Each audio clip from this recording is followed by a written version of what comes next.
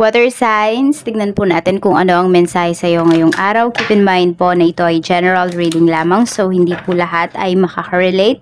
So be open-minded. Sa mga hindi pa po nakasubscribe dito sa ating channel, please subscribe na po kayo. And pa-like na din po ng ating video. At sa mga nais naman pong mag-avail ng ating private readings, makikita nyo po yung link sa description box below. Tarot Intentions by Aliana Reyes. Tignan natin kung ano po ang mensahe para sa iyo. Water signs, unlimited possibilities. So, ang daming opportunities para sa iyo ngayong araw na to. This is a new day. Water signs. So, kalimutan nyo na yung mga hindi magagandang nangyari sa inyo kahapon at mag-focus kayo sa present time ninyo. We have joy. Yan, magiging masaya naman talaga kayo ngayong araw na ito. We also have slow but steady. So, huwag kayong magmadali. Pwede po kasi na yung pacing ng life ninyo sa pacing ng life ng ibang tao is mas mabagal. Pero okay lang yun. Water signs. Kasi planado at parang estimated mo ba? Okay, yung mga kilos mo dito ngayong araw. Kaya huwag kayong masyadong mag-alala. Huwag kayong masyadong mag-overthink.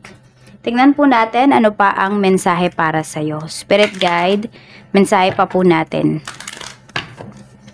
We have comfort. Mula po ito kay Archangel Azrael. Sabi niya dito, I'm with you in your time of need, helping your heart to heal. Ayan, so yung mga frustrations ninyo, yung mga broken-hearted, kung may mga broken-hearted dito, tignan natin ano yung gustong sabihin sa'yo ng isang taong ito.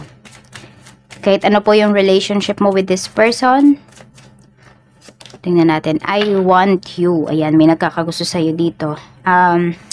I'm feeling na yung taong to ay obsessed sa'yo. May pagka-obsessed siya. So, medyo nakakatakot yung energy. Water signs. So, tignan po natin ano pa ang mensahe para sa'yo. Spirit guide, ano po ang mensahe natin? Mensahe natin, Spirit guide. We have debt paid off. So, may makakabayad na ng utang dito. Or pwedeng, kung kayo yung may utang or merong may utang sa inyo, water signs, makakabayad na po yung taong yun. Kaya din yung iba sa inyo masaya kayo kasi magagawa nyo na, sabi natin, mas madali nyo nang magagawa or magaan nyo nang magagawa yung mga gusto nyo talagang gawin sa life ninyo. Bakit? Kasi hindi na kayo nangingilag na, ay, baka kapag umalis ako, nag-travel ako, tapos may utang pa ako dito. Kay Mare, kay Pare, baka kung ano yung masabi niya. So ngayon, ayan, yung iba po sa inyo is freely makakapag-travel na kayo. Freely magagawa nyo na yung mga gusto ninyo. May freedom na ba kayo? Ayan po. An upcoming trip proves to be life-changing in positive way. So meron dito gustong mag-travel. Magbibigay po ito sa inyo ng kasiyahan. At hindi lang yon, sabi nga, life-changing siya. So baka meron dito ay aalis po ng lugar na kinaroroonan ninyo ngayon. So pwedeng mangingibang bayan yung iba sa inyo. Pwedeng mangingibang bansa or mangingibang bayan lang talaga. Ayan. So tignan po natin. Mukhang mas magaan kasi yung life nyo pag aalis kayo. Yun, gano'n naman talaga. Labas kayo sa comfort zone ninyo. Kasi mas mag-grow po kayo. Tingnan natin. Basta ready lang din kayo sa mga consequences. Kasi if hindi naman kayo ready, talagang sobrang, sobrang magiging mahirap yan para sa inyo. So, tanggapin nyo din kung ano yung mangyayari pagka kayo ay lumabas sa comfort zone ninyo. Positive or negative man po yan. We have let go. As you surrender the need to control, your relaxed energy rapidly attracts your desire. Ayun, parang ganito lang din yung slow but steady na yan.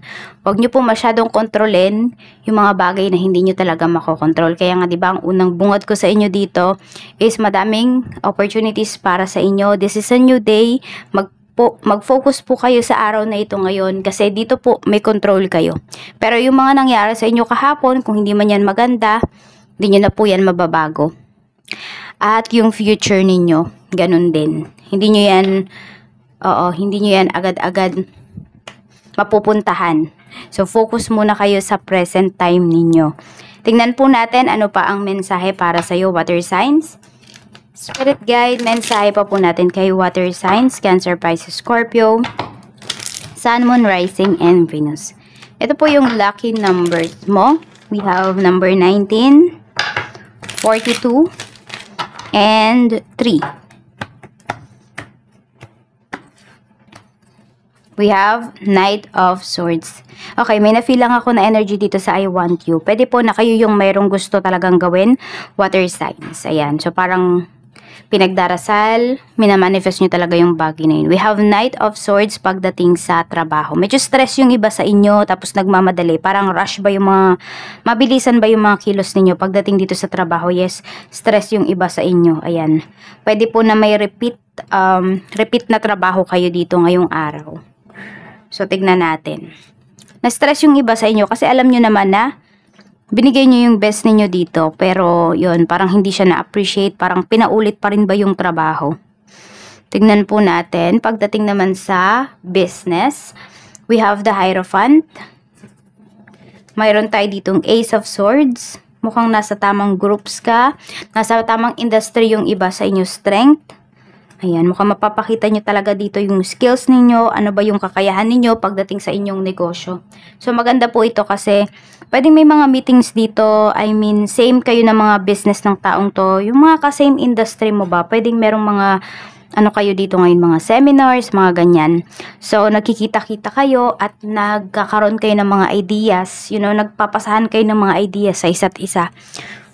Pwede kasing may meeting dito, or pwede rin naman po baka imi-meet mo lang or magme-meeting lang kayo ng mga staffs mo ngayong araw na ito. So, pwedeng may papaliwanag ka sa kanila, ano ba yung gagawin para mas maging maganda pa yung sales dito sa business ninyo. Yan po. And yung iba naman po sa inyo, okay, kasi we have strength. Ewan ko, mukha kasing may pupuntahan yung iba sa inyo, so pwedeng may iwan yung business ninyo. Pwedeng meron kayong pagkakatiwalaan talaga dito. Ayun yung nakikita ko naman na energy. Water signs. May isang tao kayo na pagkakatiwalaan talaga. Pwede rin naman na family members nyo lang din to. Check po natin pagdating sa pera. We have Knight of Cups. So, pwedeng may ikaw talaga to, magbabayad ka na ng utang or baliktad, no? Pwedeng may magbabayad na sa'yo. We have, ayan, may pagbabayad talaga na magaganap dito. Water signs. So, minsan din kasi, dapat maningil talaga kayo, water signs. Hindi pwede na sabihin mo lang na hintayin ko na lang magbayad yung nangutang sa akin. Ayan, mahirap yun. Nabunggo ko na naman. So, maningil din kayo. Ayan o, pag naningil kayo, may magbabayad talaga. Yun nga lang, syempre, sasama yung loob sa inyo nung taon na yun. Di mo nga maintindihan. Ikaw na ngayon nagpahiram. Tapos ngayon kailangan mo na yung pera. Ayun, mga masasama ang loob sa'yo dahil sinisingil mo na. Pero ayan po, pwede rin naman na may pag-travel talaga yung iba sa inyo. Pwede yan yung pagkakagasasan po ninyo. Or pwedeng may nag-sponsor dito sa pagta-travel ninyo, water signs. Check natin, pagdating naman po spirit guide. Spirit guide, pagdating naman po sa love life. Sa love life, we have the Fool. Meron tayo ditong 6 of Swords. And we have 3 of Wands. Okay, meron kayong hinihintay dito. O yung iba sa inyo, nilulook forward ninyo na makamove on. Or ito din kasi nakikita ko, pwede po na kung may magmamigrate na dito or lilipat talaga ng lugar, ng bansa, pwede pong hinihintay na kayo ng asawa mo. Or ano ba, nag-uusap na kayo, ano ba yung plano ninyo? Water signs, pagdating dito sa inyong buhay. So, ayan, meron kasi dito pwedeng, ewan ko, parang meron din kasi ako nakita talaga na umalis. Kasi pwede po na hindi ninyo nakikitaan ng kaseryosohan ba? Yung person ninyo, yung asawa ninyo. So, parang, it's either kayo lang ba yung laging nag-e-effort dito sa relationship ninyo, sa marriage ninyo. Parang, hindi mo kasi siya nakikitaan ng, sabihin natin, ng mga plano ba? Yes, nagsasabi siya ng plano sa'yo, pero hindi naman niya tinutupad. Or nangangako siya sa'yo, pero hanggang pangako na lang. So, yung iba po sa inyo, pwedeng nasasawa na kayo sa paulit-ulit na nangyayari sa life ninyo. Sabi ko nga, kapag umalis kayo, kasi may pag-travel tayo dito, and life-changing yon. Yes, medyo mahirapan yung iba sa inyo, pero may pagbabago po sa buhay ninyo. So, kung gusto nyo ng pagbabago, ayun, umalis po talaga kayo sa comfort zone ninyo. Madali lang yang sabihin, pero I know, mahirap yang gawin. So, ito na po yung inyong wishing candle. Mag-wish na po kayo. 3 wishes, 3 times nyo pong sabihin. Alisin nyo po yung any doubt ninyo, any expectations. Yan, kasi minsan pag masyado tayo nag-expect, nabablock po yung energy. 3 wishes, 3 times ulitin.